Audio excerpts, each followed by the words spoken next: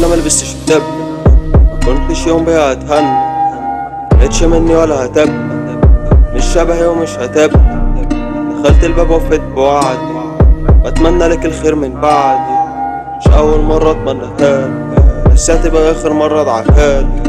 جيت خبطت فتحت بابي، بس كان المشكلة في ناسك، كنت فرحان بيكي ماسك، بس ما كنتش في يوم مقاسك.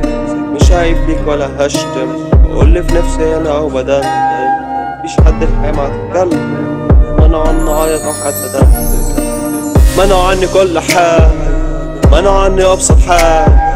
ما كنتش اتمناها تحصل، ما كنتش عاوزها تكسر، اخر كلمة زي اخر ازازة، حاسس اني كنت مدمن وفقت في اخر الجنازة.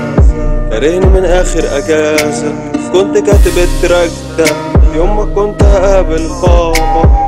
تزعليش من الكلام ده، بس خلاص انتهى كلامنا. تقريبا العدة مش عدنا، تقريبا كل حاجة كانت تبعدنا، بس احنا برضو اتمسكنا، اخر نفس اتنفسنا.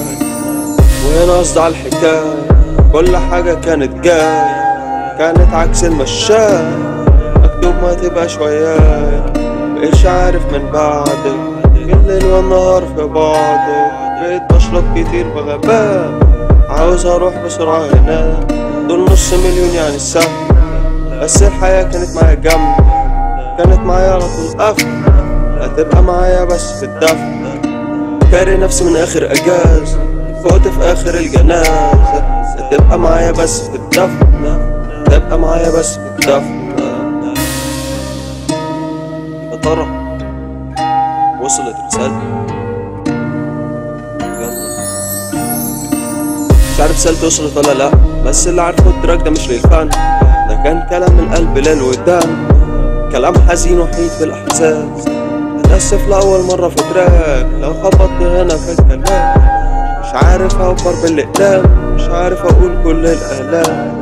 ما كانتش زي ازازة فانتا، بس كانت من كده أحلى، محدش فاهم الكلام ده، وأنا مش مرتب التراك ده، زعلان على الطقم اللي جبته على الفاضي، ماليش في الكلاسيك انت عارفاه، حلقت شعري برضه على الفاضي، كنت بحب أكتر من حياتي، خلاص هركز في كل من النجوم، وهبقى أكبر نجم هنا في يوم، مش هتبقى معايا ولا حد هيكون، بس اللحظة دي عيشها ده اليوم، خلاص هركز في كل من النجوم، وهبقى أكبر نجم هنا في يوم، مش هتبقى معايا ولا حد هيكون، بس اللحظة دي عيشها ده المليون.